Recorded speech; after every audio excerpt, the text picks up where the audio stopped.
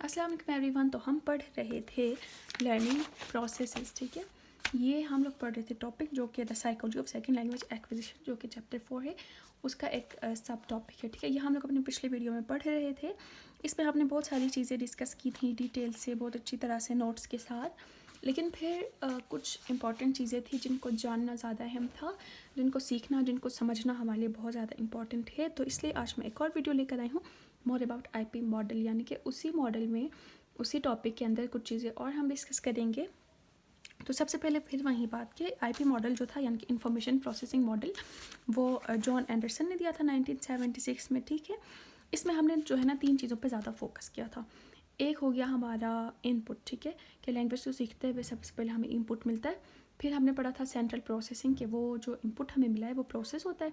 और फिर आउटपुट, ठीक है, हम लोग बोलते हैं या लिखते हैं, यानी कि अपना आउटपुट देते हैं। तो उनमें से जो सेंट्रल प्रोसेसिंग का पार्ट है, यानी कि जो बीच वाला पार्ट है, वो जो है ना बहुत ज़्यादा इंपॉर्टेंट है। इतना इंपॉर्टेंट कि इसको जो है ना इस मॉडल का हार्ट कहा जाता है, ठीक है, इस मॉडल का दिल कहा जाता है, बहुत ज़्यादा इंपॉर्टेंट है इसलिए। और इसके अंदर जो है ना 3 चीज़ें होती हैं। ये मैंने पिछले वीडियो में बताया था, लेकिन इसकी एक्सप्लेनेशन अभी हो रही है, ठीक है। Control to automatic processing, declarative to procedural processing, और फिर रिस्ट्रक्चरिंग। ये 3 चीज़ें जो है ना इसके अंदर होती हैं, इस प्रोसेस में होती हैं, ठीक है, सेंट्रल प्रोसेसिंग में होती हैं। तो इसमें ये चीज़ आती है कि declarative to procedural is parallel to control to automatic in many aspects, ठीक है।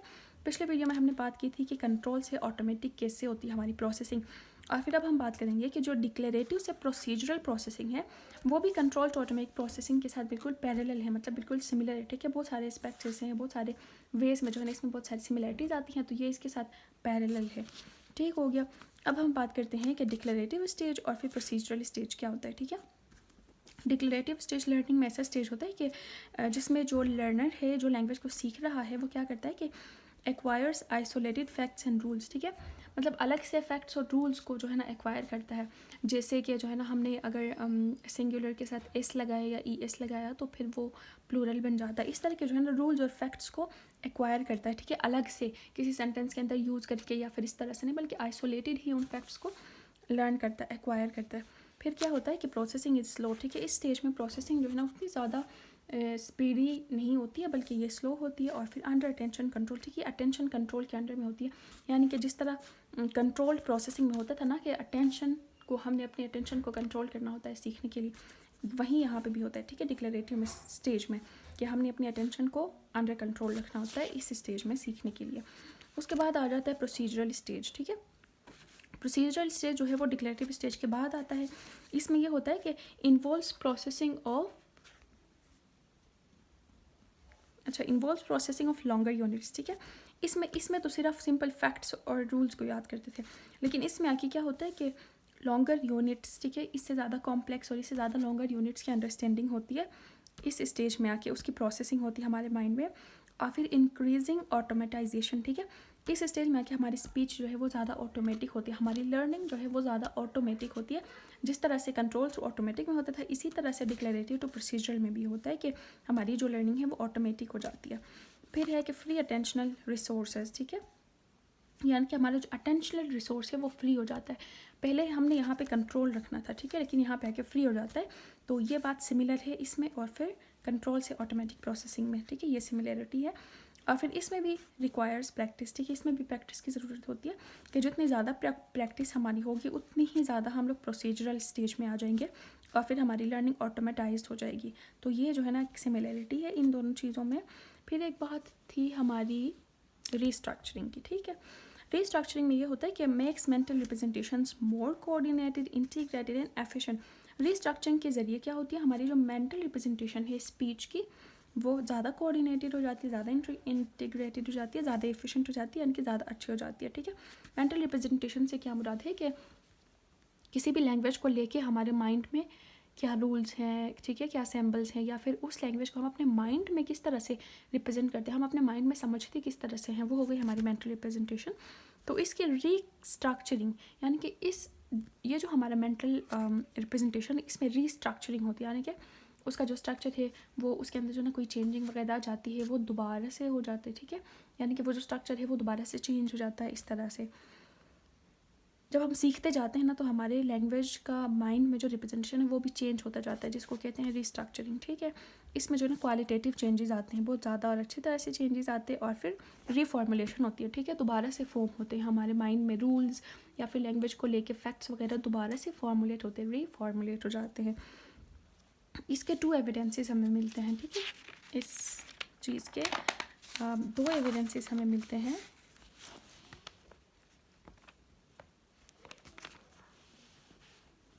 अच्छा, एक एविडेंस ये है कि सीक्वेंस ऑफ एक्विजिशन, ठीक है। एक्विजिशन के सीक्वेंस को जब हम देखते हैं तो हमें पता चलता है कि हमारे माइंड में रीस्ट्रक्चरिंग होती है। वो कैसे कि कुछ लर्नर्स ऐसे होते हैं कि जो शुरू में क्या करते हैं, L2 को करेक्टली यूज़ करते हैं, ठीक है। वो L2 को सही तरह से यूज़ करते हैं, फिर उनकी कोई नॉलेज ऐसी आ जाती है या फिर कोई इंट्रोडक्शन ऐसी आ जाती है जिससे उनके माइंड के अंदर जो है ना रूल्स की रीफॉर्मेशन होती है, रूल्स दोबारा फॉर्म हो जाते हैं, जिनकी वजह से बाद में जो है ना उनकी स्पीच के अंदर अनग्रामेटिकल अटरेंसेज आ जाती है, ठीक है। यानी कि ऐसे अटरेंसेज आ जाते हैं जो अनग्रामेटिकल हैं, यानी कि ग्रामर की नज़र से वो सही नहीं है, ऐसे जो है ना उनके अंदर अटरेंसेज आ जाते हैं। तो इस बात से हमें पता लगता है कि उस लर्नर के अंदर जो है ना रीफॉर्मेशन हो रही है, रिकन्स्ट्रक्शन हो रहा है उसके माइंड में, तो this is a positive thing, ठीक है। बेशक वो अनग्रामेटिकल है लेकिन उसका माइंड काम कर रहा है, ये एक पॉजिटिव चीज़ है कि उसका माइंड जो है वो इन्फॉर्मेशन को प्रोसेस करने की सलाहियत रखता है। क्यों? क्योंकि प्रोसेस करना जो है वो सबसे ज़्यादा इंपॉर्टेंट चीज़ है लर्निंग में, ठीक है। और दूसरा एविडेंस हमारे पास ये आता है यू शेप डेवलपमेंट में, ठीक है। अच्छा, यू शेप डेवलपमेंट कौन सी डेवलपमेंट हो गई? ऐसी डेवलपमेंट जिसमें जो है ना जिस तरह से रोड पे नहीं होता यू टर्न, इस तरह यहाँ पे भी ना यू टर्न होता है। वो कैसे कि पहले जो है ना लर्नर सही तरीके से जा रहा होता है, फिर रीफॉर्मेशन या रीस्ट्रक्चरिंग की वजह से इनकरेक्ट में आता है, फिर दोबारा से रीस्ट्रक्चरिंग की वजह से जो है ना दोबारा करेक्ट रूट पे चला जाता है, ठीक है। इसको यू शेप डेवलपमेंट कहते हैं। सपोज कोई लर्नर है, ठीक है, इंग्लिश का लर्नर है, सेकंड लैंग्वेज लर्न कर रहा है इंग्लिश को, ठीक है, as a second language learn कर रहा है। तो उसने शुरू में जो है ना फीट, ठीक है, फूड का जमा फीट है, वो उसने इन्वायरमेंट से सीखा या फिर किसी भी तरह से अनएनालाइज तरीके से उसने फीट बोल दिया, ठीक है। फिर उसके माइंड में ये रीफॉर्मेशन हो गई कि अगर हम सिंगुलर के साथ एस लगाते हैं तो वो प्लूरल बन जाता है। इस चीज़ को, इस रूल को लेके जो है ना उस बंदे ने बोलना शुरू किया फूड्स, ठीक है, फूड का जमा फूड्स बोला। ये इनकरेक्ट है बेशक, लेकिन उसका माइंड जो है वो प्रोसेस कर रहा है। और इसके बाद अगले लेवल्स पे जाके जब उसको पूरी तरह से इन्फ्लेक्शनल रूल का समझ आ जाता है कि इन्फ्लेक्शन किस तरह से लगाते हैं, इस रूल की जब उसको अच्छी अंडरस्टैंडिंग होती है तो वो दोबारा से जो है ना फीट बोलने लगता है रूल को समझते हुए, ठीक है। तो ये जो है ना यू शेप लर्निंग हो गई कि पहले सही बोला, फिर गलत बोला, फिर सही बोला। तो इस डेवलपमेंट से भी हमें पता चलता है कि इंसान के माइंड में जो है ना जो रूल्स हैं उनकी रीस्ट्रक्चरिंग होती है, और रीस्ट्रक्चर होना जो है ना वो एक अच्छी बात है, क्योंकि इससे पता लगता है कि जो लर्नर है वो डेवलप कर रहा है, उसका माइंड जो है वो फॉसिलाइज या फिर उसकी लैंग्वेज फॉसिलाइज नहीं हुई है बल्कि वो आगे डेवलप हो रही है, ठीक है। ये दो एविडेंसेस हमें मिल गए। अच्छा, इसके अलावा theories regarding order of acquisition, ठीक है। मतलब जब हम सेकेंड लैंग्वेज को एक्वायर करते हैं, उसकी एक्विजिशन होती है, तो उसमें ऑर्डर क्या आता है, ठीक है। इस ऑर्डर को समझने के लिए कुछ थ्योरीज हैं हमारे पास। तो उनमें से जो है ना पहला हमारे पास है मल्टी डायमेंशनल मॉडल, ठीक है। शुरू में हमने इससे पहले की वीडियो की स्टार्टिंग में हमने देखा था कि इसको ना आईपी यानी कि इंफॉर्मेशन प्रोसेसिंग को अगर हम जनरल व्यू से देखें तो हमारे पास जो है ना 3 फ्रेमवर्क्स आ गए थे, ठीक है। 3 तरह के मॉडल्स आ गए थे, एक मल्टी डायमेंशनल मॉडल, एक प्रोसेसिबिलिटी मॉडल, और फिर एक जो है ना कंपटीशन मॉडल, ठीक है। तो उन तीनों में से मल्टी डायमेंशनल मॉडल और प्रोसेसिबिलिटी मॉडल जो 2 मॉडल्स हैं या 2 थ्योरीज हैं वो अभी हम डिस्कस करने जा रहे हैं, ठीक हो गया। अच्छा, मल्टी डायमेंशनल मॉडल जो है वो किस तरह से बनाया गया था? German L2 learning of Italian speakers, Spanish and Portuguese speakers, ठीक है। ऐसे बंदों को, ऐसे लोगों को लिया था जिनकी मदर टंग है इटालियन या फिर स्पेनिश या पोर्तुगीज़। उनको जो है ना जर्मन L2 उनकी लर्निंग हो रही थी, यानी कि वो जर्मन को एज अ सेकेंड लैंग्वेज सीख रहे थे। तो इस टाइम पे जो है ना उन पे एक्सपेरिमेंट किया गया, उन पे रिसर्च किया गया, जिसको जीसा प्रोजेक्ट कहा जाता है, ठीक है, ZISA जीसा प्रोजेक्ट कहा जाता है। तो इस प्रोजेक्ट के रिजल्ट में जो है ना हमें ये मॉडल मिल गया है कि इस तरह से बंदे की लर्निंग होती है while acquiring a second language. तो देखते हैं कि व्हाट आर द क्लेम्स, ठीक है, कि ये मॉडल हमें क्या चीज़ें बताती है, क्या बातें क्लेम करती है कि ये चीज़ें सही हैं। तो वो ये है कि learners acquire grammatical structures in developmental sequence. ठीक है, यह हमें बताता है कि जो लर्नर्स हैं, सेकेंड लैंग्वेज को लर्न करने वाले हैं, वो ग्रामेटिकल स्ट्रक्चर्स को किस तरह से डेवलप करते हैं, किस तरह अंडरस्टैंड करते हैं, किस तरह से एक्वायर करते हैं डेवलपमेंटल सीक्वेंस में। ठीक है, शुरू में थोड़ा हो गया, फिर डेवलप होते होते ग्रेजुअली और जो है ना डेवलपमेंटल प्रोसेस होता है लर्नर्स की एक्विजिशन में। ठीक हो गया, ये हो गया पहला क्लेम। दूसरा है कि developmental sequence reflects how learners overcome processing limitations. ठीक है, ये जो डेवलपमेंटल सीक्वेंस है, यानी कि एक स्टेज से आगे के स्टेजेस को जब लर्नर डेवलप करता है, तो इससे इस बात का पता चलता है कि वो लर्नर जो है वो अपनी प्रोसेसिंग लिमिटेशंस को कैसे ओवरकम कर रहा है। ठीक है, प्रोसेसिंग लिमिटेशंस का मतलब है कि बंदे के माइंड में प्रोसेसिंग के टाइम क्या क्या लिमिटेशंस आ रही हैं। ठीक है, कौन कौन से ऐसे एरियाज़ हैं जो ज़्यादा अच्छी तरह से नहीं हुए हैं, या फिर इम्प्रूवेबल एरियाज़ को वो बंदा किस तरह ओवरकम करता है। ठीक है, यानी कि एक लेवल के इम्प्रूवेबल एरियाज़ को ओवरकम करेगा तभी वो नेक्स्ट लेवल में जाएगा, है ना। तो इसी तरह जो डेवलपमेंट सीक्वेंस है, इससे हमें ये पता लगता है कि बंदा अपने लिमिटेशंस को कैसे ओवरकम कर रहा है। ठीक है, सपोज़ हम सीख रहे हैं इंग्लिश के हम लोग हैं शुरू वाली स्टेज में। ठीक है, शुरू वाली स्टेज में हम लोग जो है ना बोलने की, अगर हम बात करें बोलने वाली स्टेज में है, तो हमने अपनी स्पीच के अंदर ये लिमिटेशन नोटिस की कि बोलते हुए जो है ना हम कहीं पे आके वो वर्ड भूल जाते हैं जो हमें बोलना है। ठीक है, यानी कि कहीं पे आके वो वोकैबुलरी हमारे दिमाग में होती है लेकिन हमारे ज़ुबान पे नहीं आती है, या काइंड ऑफ हम भूल जाते हैं, या फिर वहाँ पे आके जो है ना हम स्टक हो जाते हैं। तो ये स्टक होना क्या है, हमारी लिमिटेशन है। तो इस मॉडल के मुताबिक हमें यह पता चलता है कि हम अपनी लिमिटेशन को ओवरकम कैसे करते हैं। ठीक है, माइट बी पॉसिबल प्रैक्टिस से ओवरकम करें, माइट बी पॉसिबल उस वर्ड को जो हमें नहीं आ रहा है, जब वो याद आए तो उसको ज़्यादा मेमोराइज़ करके उस पर ज़्यादा फोकस करके हम अपनी लिमिटेशन को ओवरकम करें। इसी तरह से जो है ना अपने लिमिटेशन को हम ओवरकम करते हैं डेवलपमेंटल सीक्वेंस में। ठीक है, ताकि हम एक सीक्वेंस एक प्रोसेस में हम लोग अच्छे हो जाए। ठीक है, हमारी फ्लुएंसी आ जाए तो हम लोग नेक्स्ट स्टेप में चले जाएँ, नेक्स्ट लेवल पे चले जाएँ, इस तरह से। अच्छा, फिर है कि instructions will be successful only if learners have mastered processing. ठीक है, इंस्ट्रक्शंस जो हमें मिलते हैं ना लैंग्वेज को लर्न करते हुए, अपने टीचर्स से, पेरेंट्स से, कहीं से भी जब हमें इंस्ट्रक्शंस मिलते हैं, तो वो इंस्ट्रक्शंस तभी सक्सेसफुल हो सकते हैं जब हमारी प्रोसेसिंग मास्टर हुई हुई हो। ठीक है, यानी कि हमारे ब्रेन में जो प्रोसेसिंग हो रही है वो मास्टर हुई हुई हो, तभी हम लोग उन इंस्ट्रक्शंस को ले सकते हैं, उनको समझ सकते हैं, उनको अप्लाई कर सकते हैं, वरना नहीं। तो इसलिए प्रोसेसिंग जो है वो बहुत ज़्यादा इंपॉर्टेंट है। ठीक है, माइंड की प्रोसेसिंग। अच्छा, फिर हो गया कि operations associated with previous stages. ठीक है, यानी कि ऐसे प्रोसेसिंग ऑपरेशन जो कि पिछले स्टेजेस से हैं। अगर हमने पिछले स्टेजेस के ऑपरेशंस को सही तरह से हम लोग उसमें मास्टर नहीं हुए, तो हम लोग अगले स्टेज के ऑपरेशंस में यानी कि प्रोसेसिंग्स में मास्टर नहीं हो सकते। तो हर स्टेज के लिए जो है ना उससे पहले वाले स्टेज की प्रोसेसिंग का कंप्लीट होना, उसमें मास्टर होना लाजमी होता है। ठीक है, ये जो मल्टी डायमेंशनल मॉडल था, ये क्लेसन, माइसल और पाइनमेन ने दिया था 1983 में। इन तीनों ने ये जीसा प्रोजेक्ट किया था, तो इन्होंने दिया था मिलके। लेकिन फिर इसमें से जो क्लेसन है, उन्होंने जो है ना प्रोसेसिंग स्ट्रेटजीज़ बताई हैं। ठीक है, प्रोसेसिंग स्ट्रेटजीज़ यानी कि वो कौन सी स्ट्रेटजीज़ हैं, वो कौन से आइडियाज़ हैं, वो कौन से तरीके हैं जिनमें हमारा माइंड जो है वो लैंग्वेज को प्रोसेस करता है। ठीक है, स्ट्रेटजीज़ क्या हैं वो हमें बताए हैं। किसने बताए हैं? क्लेसन ने बताया। ठीक है, वो ये है कि structures which require high processing capacity are acquired late. ठीक है, ऐसे स्ट्रक्चर्स जिनके लिए प्रोसेसिंग जो है ना हाई प्रोसेसिंग कैपेसिटी चाहिए होती है, वो लेट हमारा माइंड प्रोसेस करता है। इससे पहले आईपी थ्योरी में भी हमें ये बात पता लगी थी कि ह्यूमन जो है उनकी प्रोसेसिंग कैपेसिटी जो है वो लिमिटेड है। ठीक है, एक टाइम पे लिमिटेड है। इतने ज़्यादा लैंग्वेज को लर्न करते टाइम मतलब ऑटोमेटिकली किसी रोबोट की तरह, किसी कंप्यूटर की तरह नहीं करता है, बल्कि उसमें जो है ना कुछ लिमिटेशंस है। तो यहाँ पे भी यही बात हमें शो हो रही है कि हमारा माइंड ऐसे स्ट्रक्चर जो कि ईजी है उनको जल्दी एक्वायर करता है, और ऐसा स्ट्रक्चर जिसके लिए हाई प्रोसेसिंग की ज़रूरत होती है, हमारे माइंड को ज़्यादा प्रोसेस करने की ज़रूरत होती है, वो फिर हम लेट एक्वायर करते हैं। ये स्ट्रेटजी है कि जिसके ज़रिए हमारी एक्विजिशन होती है। फिर है कि extent to which their relations are preserved in output. ठीक है, अब हमें यह कैसे पता चलेगा कि कोई स्ट्रक्चर है तो उसकी प्रोसेसिंग कैपेसिटी हाई है या लो है? वो हमें इस बात से पता लगेगा कि extent to which their relations are preserved in output. ठीक है, अगर कोई ऐसा स्ट्रक्चर है कि जो हमने अपने आउटपुट में ज़्यादा अच्छी तरह देना है, तो मतलब ये कि उसके लिए ज़्यादा प्रोसेसिंग की ज़रूरत है, इसी तरह से उसमें ज़्यादा टाइम लगेगा। लेकिन कोई ऐसी चीज़, कोई ऐसा स्ट्रक्चर जो हमारे आउटपुट में इतना ज़्यादा मैटर नहीं करता है, तो फिर उसके लिए हमारा माइंड कम प्रोसेस करेगा, और जिस बात के लिए कम प्रोसेस करेगा वो हमें जो है ना जल्दी समझ आ जाएगी, या फिर उस चीज़ को हम लोग जल्दी एक्वायर करेंगे। ये हमें बताया है क्लेसन ने, ठीक है।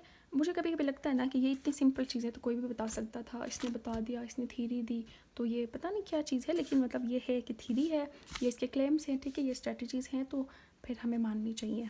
हो सकता है उसने इसके लिए बहुत ज़्यादा काम किया हो, बहुत प्रोजेक्ट करके, रिसर्च वगैरह करके इसने दे दी हो, इसलिए ज़्यादा हमारे लिए इम्पोर्टेंट हो, ठीक है। अच्छा, तो हायरार्की क्या है जो हमें क्लेसन ने बताई है, कि वो कौन सी हायरार्की है जिसमें हमारी एक्विजिशन होती है, ठीक है।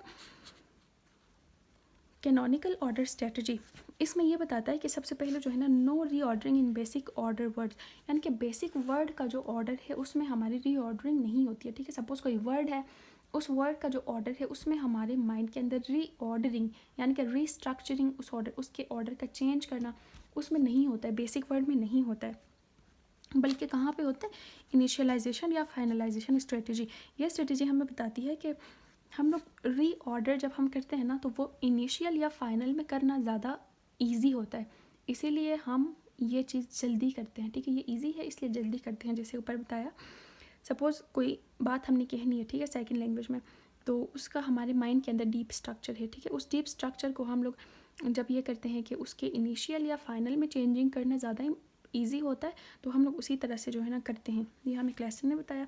इसके अलावा उसने ये भी हमें स्ट्रेटजी बताई कि सब ऑर्डिनेट क्लॉज स्ट्रेटजी, ठीक है। इस स्ट्रेटजी के मुताबिक सब ऑर्डिनेट क्लॉज के अंदर रीऑर्डर करना अलाउड नहीं है। ये उन्होंने हमें बताया कि अगर बोलते हुए हमारे पास सब ऑर्डिनेट क्लॉज आ जाता है तो उसको हम रीऑर्डर नहीं कर सकते हैं, क्यों, क्योंकि ये अलाउड नहीं है, बस अलाउड नहीं है तो नहीं करना है, ठीक हो गया। अच्छा, फिर प्रोसेसिबिलिटी थ्योरी, ठीक है, ये मल्टी डायमेंशनल थ्योरी हो गई। अब बात करते हैं अबाउट प्रोसेसिबिलिटी थ्योरी।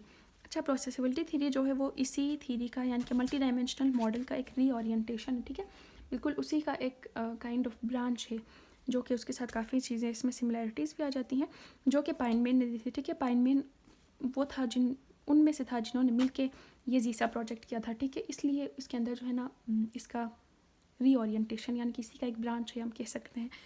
इसने फिर 1998 में दिया था। इस थ्योरी का एम है कि determining the sequence in which processing skills develop in language learning, ठीक है।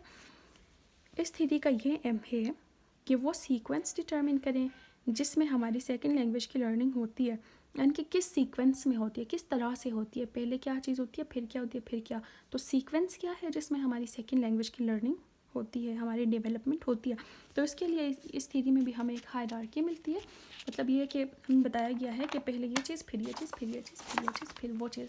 अच्छा, ये हमें बताया गया है इस थ्योरी में, क्या बताया गया है, ये कि सबसे पहले जो है ना हमारे पास आता है लेमा या वर्ड्स एक्सेस, ठीक है। सबसे पहले हमारे माइंड को लेमा या वर्ड्स का एक्सेस मिलता है जब हम किसी लैंग्वेज को लर्न कर रहे हैं। लेमा या फिर वर्ड दोनों एक ही चीज़ है, ठीक है। Words are produced but they don't carry grammatical information, ठीक है।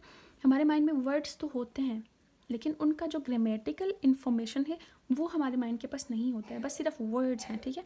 फिर इसके बाद हमारे पास आती है कैटेगरी प्रोसीजर। कैटेगरी प्रोसीजर में ये आता है कि हमारे जो वर्ड्स पहले फॉर्म हुए हैं, हमारे माइंड में जो पहले वर्ड्स हैं उनमें जो है ना ग्रामेटिकल इन्फॉर्मेशन ऐड हो जाती है, ठीक है। हमें पता लगता है कि अच्छा ये जो वर्ड था उसकी मीनिंग ये है, उसका जो है ना ग्रामर के अंदर उसके बारे में ये चीज़ है, उसका फंक्शन ये है, मीनिंग ये है, यूज़ ये है, इस तरह से करना है, ये सारी चीज़ें आ जाती हैं कैटेगरी प्रोसीजर में, ठीक हो गया।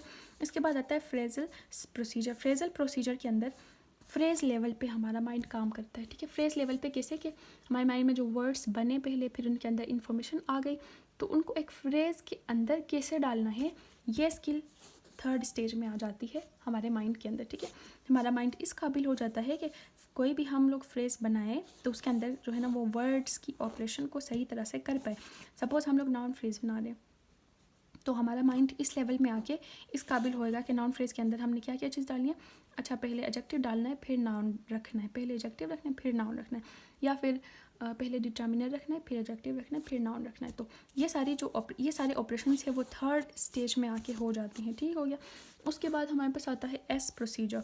एस प्रोसीजर में ये होता है कि grammatical information exchanges across phrase boundaries, ठीक है। इससे पहले के लेवल में फ्रेज के लेवल तक था, इस पे आके होता है कि फ्रेज से बाहर भी हमारा माइंड ऑपरेशंस करने लायक हो जाता है। वो कैसे कि सब्जेक्ट वर्ब एग्रीमेंट, ठीक है। सब्जेक्ट और वर्ब का एग्रीमेंट क्या है। अच्छा, अगर दो फ्रेजेस आ रहे हैं तो उनके दरमियान में हमने रिलेशन कैसे पैदा करना है, उसके दरमियान में हमने कनेक्टेडनेस कैसे डालनी है, ये सारी चीज़ें इस प्रोसीजर में आके हमारा माइंड कर सकता है, ठीक है। कि फ्रेज से बाहर निकल के ज़्यादा फ्रेजेस हों तो वहाँ पे किस तरह के ऑपरेशंस करने हैं, ये सारा हमें समझ आ जाता है। फिर फिफ्थ हमारे पास स्टेप है क्लॉज बाउंड्री। क्लॉज बाउंड्री में ये होता है कि मेन और subordinate clause are handled differently, ठीक है। यहाँ पे आके हमारा माइंड जो है वो मैन क्लॉज और सबऑर्डिनेट क्लॉज, या फिर सिर्फ हमारा माइंड नहीं, हम कहें तो भी होगा, ठीक है, क्योंकि हम लोग वही करते हैं जो हमारा माइंड करता है। इस स्टेज में आके हम लोग इस काबिल हो जाते हैं कि हम लोग मैन क्लॉज और सबऑर्डिनेट क्लॉज के दरमियान डिफरेंस करें, ठीक है। हमें ये बात अच्छे से समझ आ जाए कि मैन क्लॉज में किस तरह से हमने वर्ड्स को ऑर्डर करना है, सबऑर्डिनेट क्लॉज में किस तरह से करना है, उन दोनों को डिफ्रेंशिएट करना हमें आता है। फिर उन दोनों के दरमियान में हमने कौन सा कंजंक्शन यूज़ करना है, ये सारी चीज़ें हमें समझ आ जाती हैं फिफ्थ और क्लॉज बाउंड्री स्टेज में। यहाँ तक ही थी हायरार्की इस मॉडल की। अच्छा, फिर ये मॉडल हमें एक और बात ये बताती है कि processing skill at level 1 is necessary for level 2 and so on. यानी कि अब देखिए, ये हमारे पास बहुत सारे लेवल्स हमें दिए, ठीक है, इस थ्योरी ने, इस मॉडल ने। यह मॉडल हमें ये बताता है कि सबसे पहले अगर हम लेवल में हैं, इसकी प्रोसेसिंग कंप्लीट होगी तब हम दूसरे लेवल में जाएंगे, और तीसरे लेवल के लिए ये लाजमी है कि इससे पहले वाले लेवल के अंदर हमारी प्रोसेसिंग, हमारी माइंड की प्रोसेसिंग जो है वो अच्छी तरह से हो, ठीक है। ये पहले भी उसने भी हमें बताई थी, ठीक है, इससे पहले वाली थ्योरी में बताई थी, लेकिन अल्फाज दूसरे थे, मतलब मीनिंग काइंड ऑफ सेम है कि फर्स्ट लेवल की प्रोसेसिंग स्किल लाजमी है, सेकंड के लिए सेकंड की लाजमी है, थर्ड के लिए थर्ड की लाजमी है, फोर्थ की लाजमी है, फिफ्थ के लिए, एंड सो ऑन। इसी तरह से आप लोग समझ लें। तो ये थे हमारे पास दो थीरीज आज के लिए, मल्टी डायमेंशनल थीरी और processability theory. So we are done with today's video, hope you understand it and hope you like it. तो अगली वीडियो में हम बात करेंगे अबाउट कंपटीशन मॉडल। ये भी आईपी के अंदर का ही एक मॉडल है, तो उस बारे में हम बात करेंगे अगली वीडियो में। तब तक के लिए अल्लाह हाफिज़, अपना ख्याल रखिएगा, चैनल को सब्सक्राइब कीजिएगा, लाइक कीजिएगा, शेयर कीजिएगा, जो कुछ भी मैं कहूँ वो कीजिएगा। बाय।